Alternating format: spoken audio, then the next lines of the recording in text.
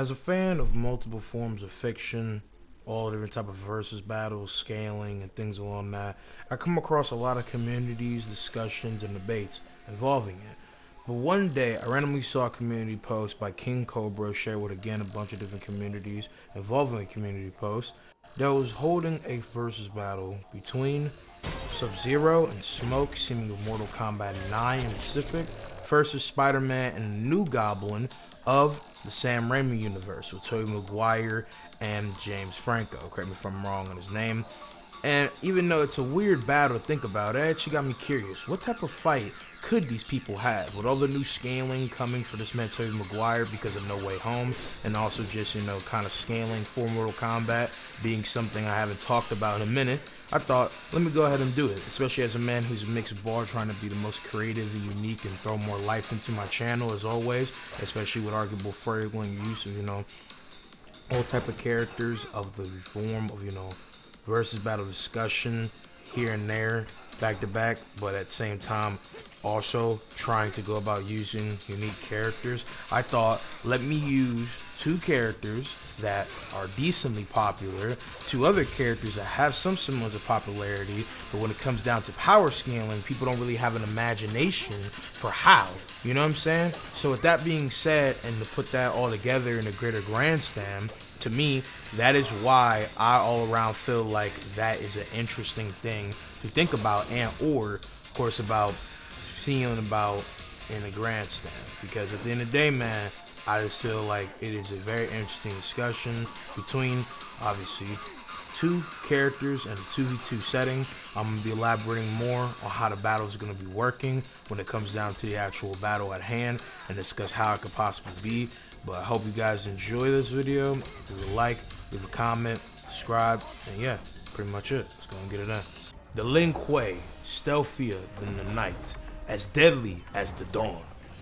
Clan that is revered for its assassins, renowned for its warriors of like Chinese warriors of old, that particularly stamped their foot down when it came down on assassinations for their Grand Master, Father Sector, and one of the greatest people in the case of Earthrealm, for the record of fear and terrorist capabilities when it comes down to the way that he's provided the way of art, of the means, of elements, and at the same time contributed to a lot of different means of expand because of the fact of him allowing and Satan producing warriors different elemental capabilities. As again, he's produced the art of the elemental surmise greatest capabilities, and through that, with that being said, has been able to lay the smackdown when it comes down to how to be one of the most biggest powerhouses in the verse.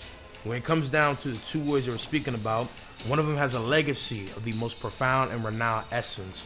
Sub-Zero, aka Kuai Liang, little brother to the great Baihan, who, since the case of the old timeline lore that makes Baihan as powerful and as apex as he is not actually contradicted by all accounts when it comes down to the case of the bio of Sub-Zero, and by all statements, would reasonably get Baihan to be as powerful as he could possibly be in comparison to the old timeline.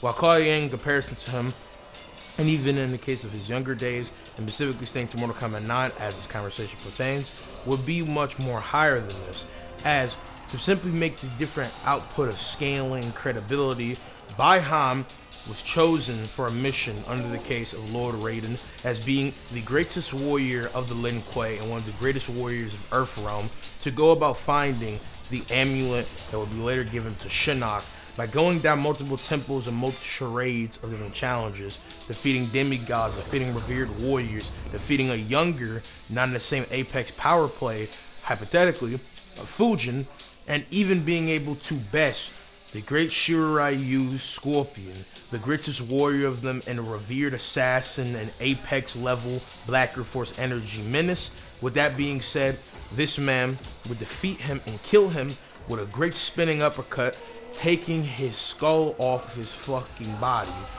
Through these means, this man Hanzo Asashi, with rage boiling in his veins like no other, even in the dead, for possible retribution for his honor, but tied with the fact of Quan Chi, disguising himself as Baihan aka Sub-Zero, leading a false Lin Kuei to exterminate his entire clan, genocide them, kill all of them, and killing his wife and little baby child in the midst, and painting it like obviously the Lin Kuei did this, would revive this man Scorpion and Hanzo Asashi, and he would be reckoned the greatest means to killer intent, demon time motherfucker like no other, and he would come back with a vengeance. Eventually, this would come to haunt Baihan eventually in the case of the Mortal Kombat 9's Mortal Kombat 1 tournament, and eventually when time came for push to shove, he would be caught lacking by Scorpion, and he would be sent to the Nether Realm, where Scorpion's power is forever blizzing, and with this being said, would be taken out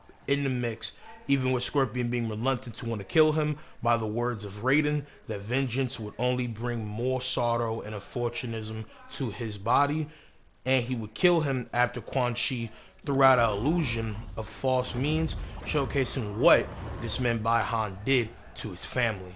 So with that being said, after Baihan's death, Kuai Yang, the little brother, who also was a master in the case of crowd mastery, aka ice powers like shit, and want to go ahead and restore his honor. Through this restoring of his honor, he would go about rocking with his boy Smoke in the endeavor of trying to find Scorpion and slay the person that took his brother from this world. With this being said, Sub-Zero would go about defeating multiple different accolade people and showcasing he's arguably stronger and greater than his brother, as he was able to defeat the Great Hell Spawn Scorpion, unlike what his older brother could do, even if again he defeated him when he was a human.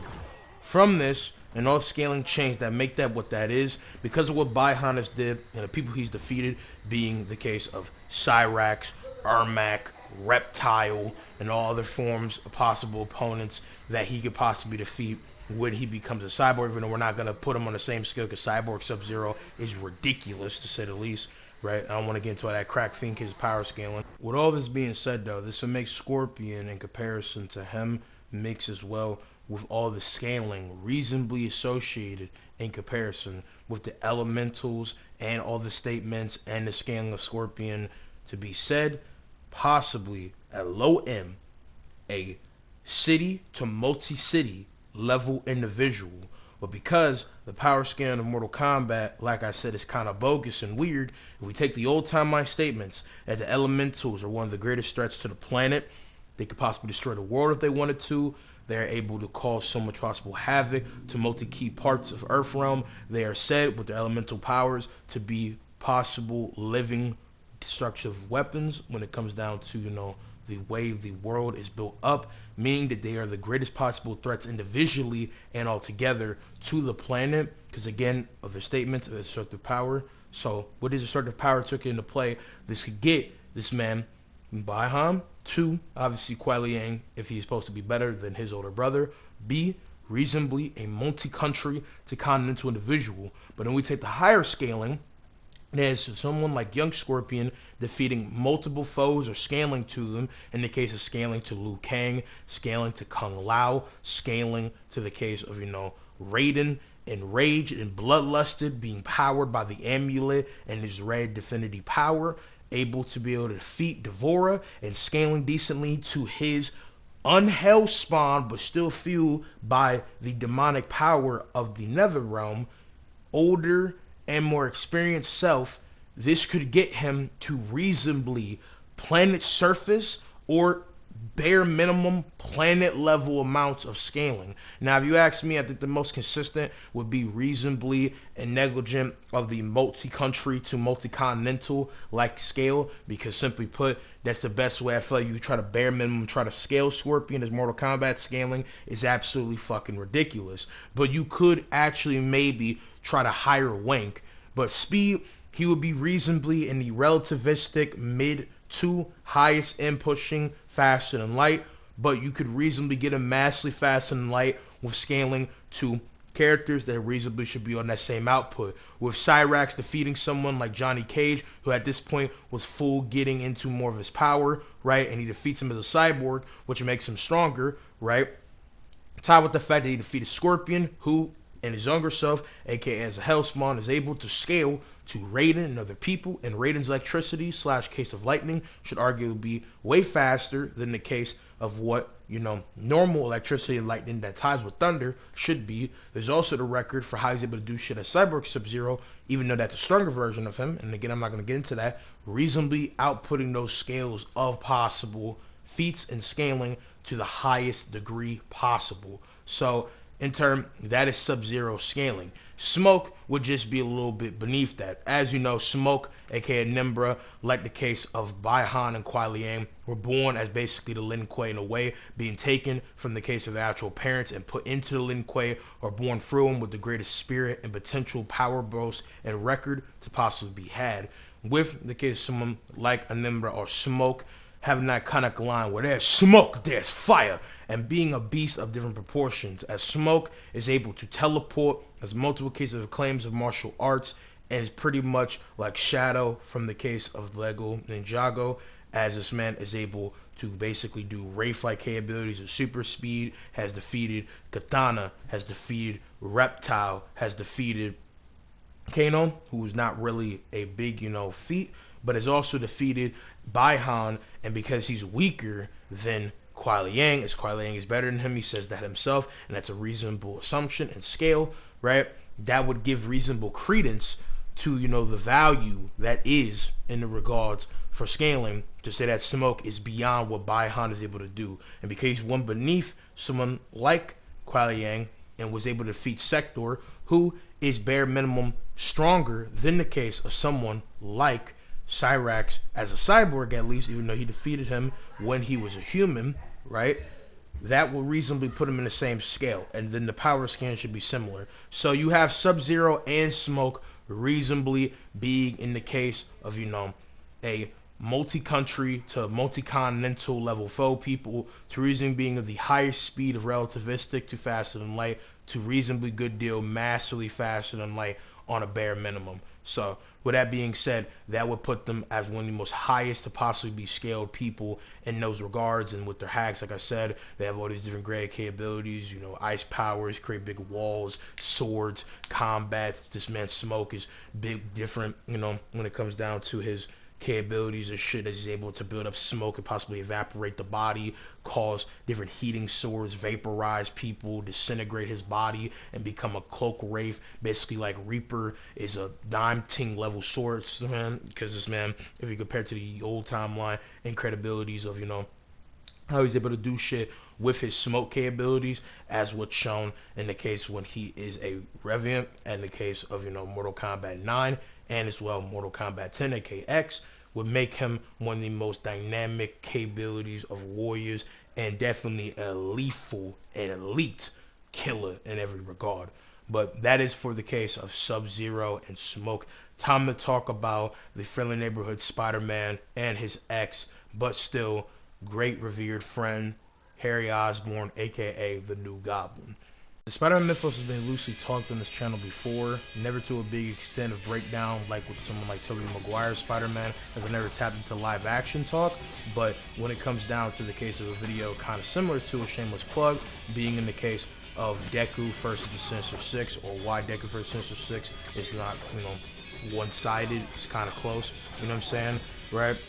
This is going to be a bigger breakdown than what if Deku find the Sinister Six.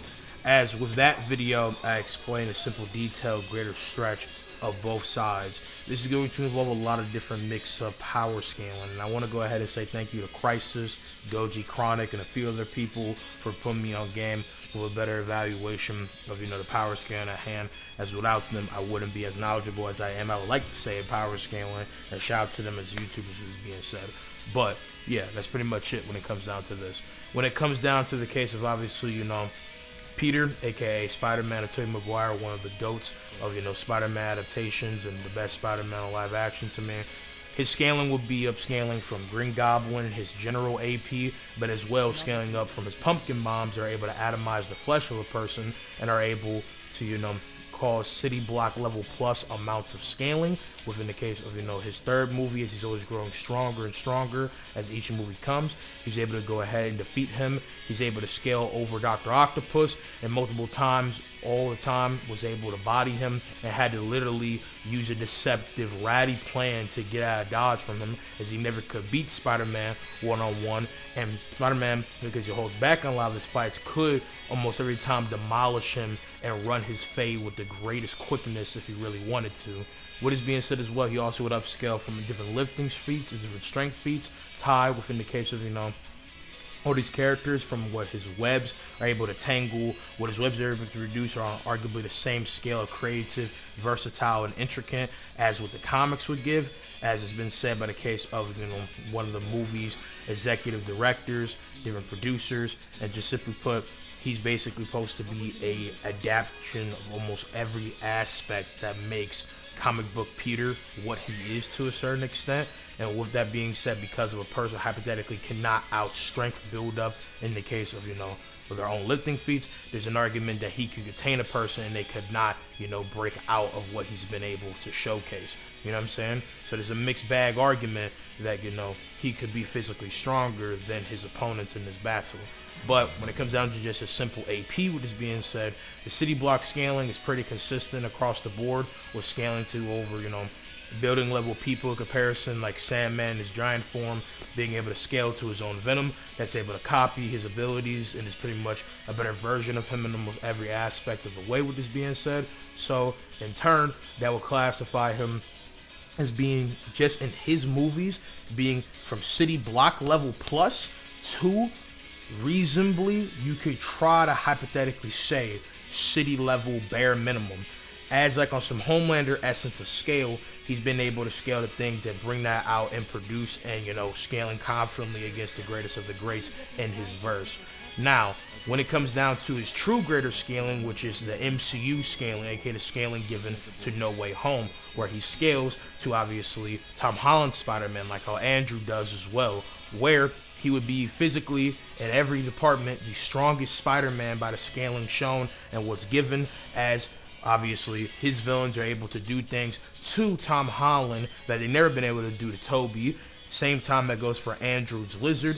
Tie as well with the credibility of, the fact that they have showcased feats in those movies or in their own that would upscale anything that this man Tom has been able to do. Granted, the context is he does have 30 to 40 broken bones, which is being said, which is crazy.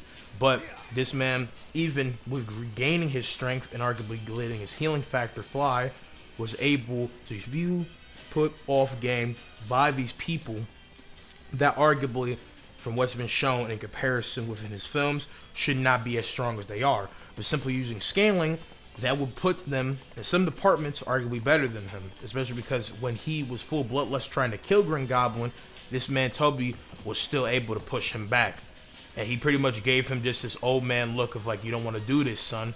And so yeah, Toby would be stronger than him. Using that scaling, within Tom Holland being able to stop the claw of Cole Obsidian, who has an account to possibly be able to hold his own against Hulk, even after Ragnarok, especially because he's able to tear apart the Hulkbuster armor that was scaling to a phase 2 Hulk that was bloodlusted, wrathful, and arguably could not be defeated unless he weighed him down with different case of things that are in the context sense, or because of his own case of, infliction of pain mentally and physically around him, as Hulk was feeling conflicted in the mix. And so with all the scaling said from that, tied with, statements from this man Thor, able to shake an entire realm, aka planet to be exact, would put Tobey Maguire reasonably as a threat to a country level massive scale, putting him reasonably in the country to multi-country level acquire of feats, and with speed because of scaling to obviously,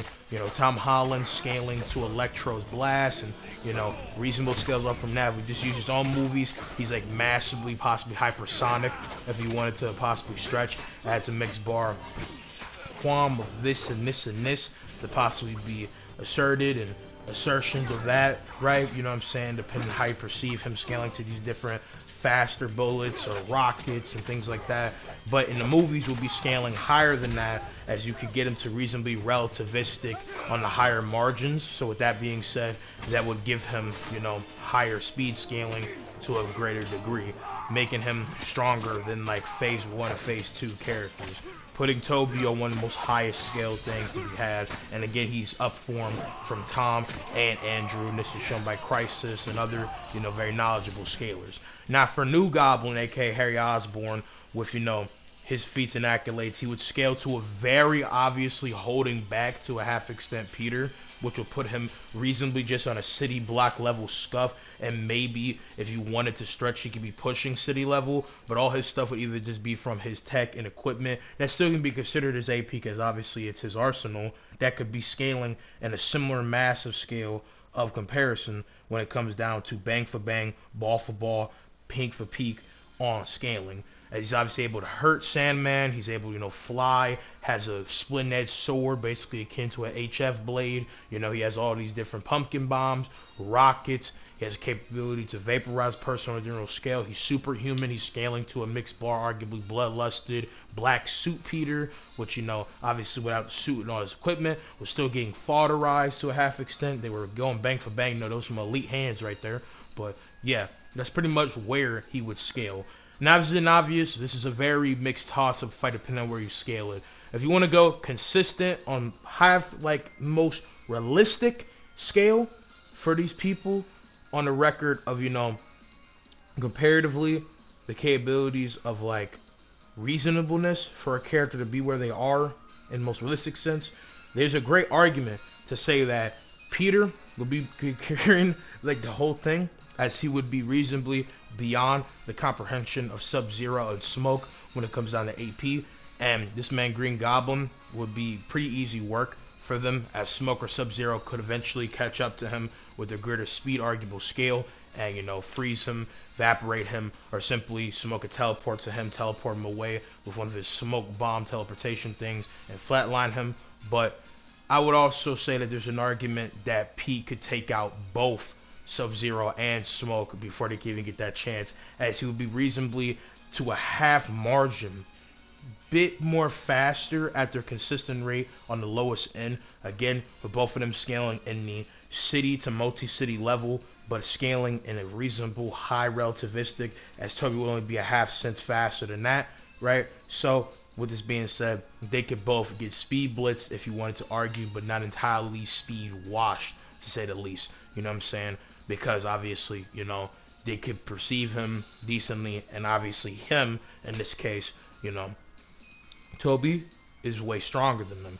But if we do the higher arguable credibility of higher scaling, you have Sub-Zero and Smoke being way beyond their comprehension both, as they both should be scaling way beyond reasonable relativistic and be pushing a great deal faster than light to dang near massively faster than light, as you have Sub-Zero obviously scaling to Scorpion, who scales to Raiden, who decently might scale to Liu Kang or Kung Lao in decent margin. So there you go. The scaling is there, and Smoke literally defeats Baihan, who scales the people that should be dang near on the same high cusp, and arguably defeats people similar of boast, and is second hand to Sub-Zero. So this fight is a very debatable thing. I know it's a very long, considerable video, and a lot of arguable yap and talk. But I basically wanted to make this video because when I thought the idea was interesting, at least 2v2 with Sub-Zero and Smoke versus Spider-Man and Green Goblin, it's interesting. I want to say shout out to the versus battle community in general for making fights like this, even if they're the most goofiest and wild, be interesting to talk about. In conclusion, I think there's a lot of reasonable power scaling to say simply that Smoke and Sub-Zero have the greater hacks and versatility to be able to best them, and that Sub-Zero and Smoke would defeat them. I could see, simply put, Sub-Zero freezing Toby, or eventually getting the right case of hit off with Ice Beam that would simply full-fledged ice and glaze this man, Toby, and he could easily shatter him. And then Smoke, all he has to do is teleport to this man Goblin and could simply vapor him from the inside and kill him. So yeah, that's it for this video. I hope you guys have enjoyed it. I appreciate you for watching. If you have made it this far, I love y'all. Tell me what you guys think in the comments down below. Like, subscribe, share, whatever the case may be. Regardless though, hope you guys enjoy. Like I said, I'm gonna see you guys in the next one. Peace out, mommy. Love y'all.